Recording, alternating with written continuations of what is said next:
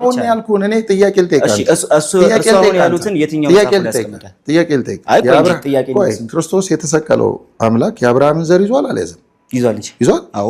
ስለዚህ በተበላሸ ስጋ ነው ተሰቅሎ ያዳነን ኢየሱስ ክርስቶስ ራሱ በጭራሽ። በምን እንዴት ታዲያ? ከኃጢአት ነፃ በሆነ ስጋ። ከየት አመጣው? ከማርያም በነሳው ከኃጢአት ነፃ በሆነ ስጋ እኮ። እንዴት ነፃ ሆነ እሱ ስጋ? ኢየሱስ ክርስቶስ ከወንድ ዘር አልተወለደም አይደለም። ከወንድ ዘር አይወለድ። ከስጋዋ ግን አልነሳም። ኦፍ ኮርስ ከስጋዋ አነስቷል። ሌላ ስጋ ነው ያመጣው። ከስጋ ነሳ ስንል አይደለም። ሌላ ስጋ ነው ያመጣው አይደል? በጭራሽ። እሺ የሷ ነው አይደል? ከስጋ ነሳ ስንል የሷ ነው አይደል? የሷ ነው እኮ። ያ እንዴት ነሳ? ከስጋ ነሳ ስንል እዚህ ጋር እኮ ነው ዋናው ፖይንት ያለው።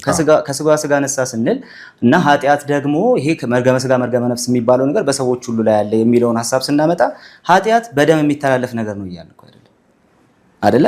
መርገመ ስጋ መርገመ ነፍስ የሚለው ሐሳብም በደም የሚተላለፍ ነው ብላችሁ እናንተም የምታምኑ አይመስለኝም አይደል? በጽንስ ግን ይቆራኛል። በጽንስ ይቆራኛል ብሎ ያስተማረ አባት የትኛው እንዴ? ሰው በአዳም እኮ አንተ ብሎ ያስተማር ብላ ጠይቀኝ። ቅድም እኮ ነገርኩ። እኛ ቤተክርስቲያን ባለስልጣን ናት። አሁን እኔ የምጠይቅህ ሰው የመርገሙ ተካፋይ ሆኗል አልሆነም? አልሆነም። የአዳም መርገም ተካፋይ በምን ሆነ? በምን መንገድ? ማርያምን ጨምሮ በምን መንገድ? አይደለም ማርያምን ተወው። በምን መንገድ ግን? ይሄን ብቻ ንገረኝ። እሱ በምን መንገድሽ? በምን መንገድ ማለት? ምክንያቱም መጽሐፍ ቅዱስ እኔ የአባቶችን ኃጢአት ወደ ልጆች የማመጣ አይደለሁም ይላል አይደል? ኃጢአት አይወረስም ይላል ባይብል ነው የሚለው። በምን መንገድ ነው የአዳም መርገም ተካፋይ የሆነው ሰው? ኦኬ፣ ሰዎች ሁሉ በባህሪያቸው ሰዎች ሁሉ ኃጢአት የማድረግ ዝንባሌ ያላቸው በባህሪያቸው ኃጢአት የማድረግ ዝንባሌ ያላቸው ሰዎች ሁሉ እኮ በባህሪ ኦፍ ኮርስ ሰዎች ሁሉ ሲወለዱ ባህሪ ምንድን ነው? የሰውነት ባህሪ ነው። ኔቸር ነው። ማን የፈጠረው? እሱ እግዚአብሔር። ስለዚህ ለኃጢአት የሚስማማ ነው እሱ ነው በጭራሽ የፈጠረው። ከአዳም ዝቀት በኋላ እያልኩኝ ነው ያሉት እኮ። እሱን እንዴት ተዋረስ ነው እኮ። እሱን ነው አዲስ ባህሪ ነው ያመጣ ነው በጭራሽ አይደለም። እሱን ነው እያነሳ ያለው እና እሱኛውን ነገር ላስቀምጥ። አዳም ሲወድቅ አዳም የወደቀው ኦልሬዲ ውድቀት የምንለው ሐሳብ እሱ ስለሆነ ማለት ነው። አዳም የወደቀው መውደቁም የታወቀበት ምክንያት ሁለት ምክንያት ነው። አንደኛው የሚሞት ስጋ የሚበሰብስ ስጋ ሆነ፣ ሟች ፍጡር ሆነ ብሎ መጽሐፍ ቅዱስ ራሱ ይነግረናል። ሁለተኛ ደግሞ ለምን ሞተ? ባለመታዘዙ ምክንያት እንጂ ከዛ በፊት ይሞት ነበር። ከእግዚአብሔር ጋር በህብረት የሚኖርም ነበር። በበላህበት ቀን ትሞታለህ ተባለ። በበላበት ቀን የመሞት ጉዳይ በስጋ የመሞት ጉዳይ ብቻ አለመሆኑን የምናውቀው በበላበት ሰዓት አልሞተም። ስለዚህ ይሄ የስጋ ሞትን ብቻ አይደለም እያነሳን ያለ ነው ማለት ነው፣ ከርዕሳችን እንዳንወጣ እንጂ። ነገር ግን ኮራፕትድ የሆነ ሰውነትም ጭምር ነው ያዘው። ለኃጢአት በቀላሉ የሚሸነፍ ሰውነት ጭምር ነው ያዘው። የሚታመምና የሚሞት ሰውነት ጭምር ነው ያዘው። ስለዚህ ከአዳም ተወረሰ ስንል እሱን እያልን ያለ ወር ደግሞ ከአዳም የመጣ እኮ በምን መንገድ ወረስ ነው ነው ጥያቄው። በምን መንገድ ወረስ ነው? ሁላችንም በአዳም በምን በሴክስ ነው ወረስ ነው እኮ። በምን ሁላችንም ያንን በደም ነው ወረስ ነው ኢንሄሪት ስላደረግን። በምን ለምን ማለት መላምን በምን ወረስ ነው? እሱን መልስልኝ። እሱ ነው መመለስ ያለበት። አዳም ወደቀ አይደል? ከአዳም እኮ እሱን እኮ እያስቀመጥኩኝ። አዎ አዳም ወደቀ። እሱን መልስልኝ። በምን አሁን ከአዳም ቀጥሎ የመጣው አቤል ያን እንዴት ወረሰው እኮ እሱን እያስረዳው ስለሆነ ቢታገሱኝ አሪፍ ነው። ከአዳም ቀጥሎ የመጣው ታሪክ አታርገው መሆን አለበት እንጂ ከአዳም ተወልዶ በደንብ ነው ታሪክ አይደል? እሺ አንዴ ላውራሽ። ተወልዶ መሳቅ አልችልም።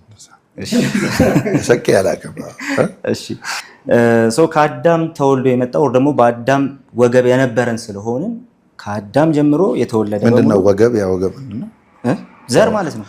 ታንክ ዩ። ስለዚህ ታዲያ ኬታ መጣው ለምን አልከኝ? ቅድም ነው ሳውራ እኮ አሁን እሱን ላመጣው። አሁን ኬታ መጣው አላልኩ? አይ እንዴ ለምን ኬታ መጣው እንዳልኩ ልንገሩት አልልህም። እኔ እኮ ለምን ኬታ መጣው እንዳልኩ እውነት እየነገርከኝ ስለሆነ ለምን ኬታ መጣው እንዳልኩኝ ግን ልንገሩት። ከአዳም ከወንድና ከስጋ ፈቃድ የተወለደ በሙሉ ከወንድና ሴት ፈቃድ የተወለደ በሙሉ ያንን ኢንሄሪት አድርጓል። ነገር ግን ወደ ማርያም ስንመጣ ማርያም አስቀድማ ድናለች፣ ነጽታለች አለ። የወለዷት ግን የአዳም መርገመ ስጋና መርገመ ነፍስ እንዳለባቸው እርግጠኞች ነው። ይሄው እሷም ተገኝታ ከመርገመ ስጋ መርገመ ነፍስ ካለበት ተገኝታ ንጹህ ናት እያሉ፣ ኢየሱስ ግን ከሷ በመወለዱ ብቻ ንጹህ መሆን አይችልም እያሉ ነው። አይደለም this is so wrong አይደለም እንደሱ አይደለም። እሺ ምንድን ኢየሱስ እኔ ጠየቅኩህ፣ እኛ እመቤታችን ከዛ ተገኝታ ንጹህ ሆነች የምንለው በመጠበቅ ነው፣ በራሷ አይደለም። በራሷ በፍጹም በመጠበቅ እግዚአብሔር በእናቷ ማህፀን ጠበቃት። ለምን? ለዛ በአንተና በሴቲቱ መካከል ጠላትነትን አድርጋለሁ። ይሄ ነው አቀባም የዲያብሎስ አንጻም ያንተ አይደለም። እኔ ሁለቱንም ቪው ስለማውቃቸው ሁለቱንም ቪው ከሁለት የትኛው መርጠው አንድ ቪው እየመረጡ ነው እንጂ አታውቃቸውም። ሁለቱንም ሲሪየስ ነው ያላቃቸውም ለመሰለ ሚዲያ ላይ ሰምተው ነው እንጂ አታውቀውም። አቀባና አንጻር ማለት መሰለ አነጻት ማለት እንዲህ ብሏል ያሬድ ራሱ ማርያም ሰታቱም ትካት ውስጥ ተከርሱ ለአዳም ከመባህሪ ጻዳ ማርያም በአዳም ወገብ ውስጥ እንደ ነጭ ዕንቁ ታበራ ነበር ይላል። ወርቅ ለምሳሌ ከሻኪሶ ወርቅ ከጭቃ ውስጥ ነው የሚወጣው።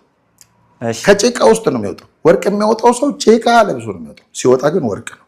እግዚአብሔር የሰው ልጆችን የመዳን ፈቃድ ፍላጎት የሚያውቅ እግዚአብሔር አስቀድሞ ለዚህ ታላቅ ድህነት አዘጋጅቷታል። ስለዚህ በአዳም ወገብ ንጹህ ያልሆነና ወር ደግሞ መርገመ ስጋ መርገመ ነፍስ ያለበትና ያልነበረበት ሁለት ዘር ነበር ማለት ነው። የማርያም እመቤታችን ብቻ ነው የተገኘችው እኮ የማርያምና የእንትና ዘር ልንል ነው ማለት ነው። እርሷ ነው የተገኘችው። አሁን እኮ ይሄ ቴዎሎጂካሊ እኮ በመጀመሪያዎቹ የክርስትና ዘመናት ቴዎሎጂ እኮ መገለጥን ነው የሚያብራራው። እግዚአብሔርን እውቀት አታድርገው፣ ሃይማኖት ነው።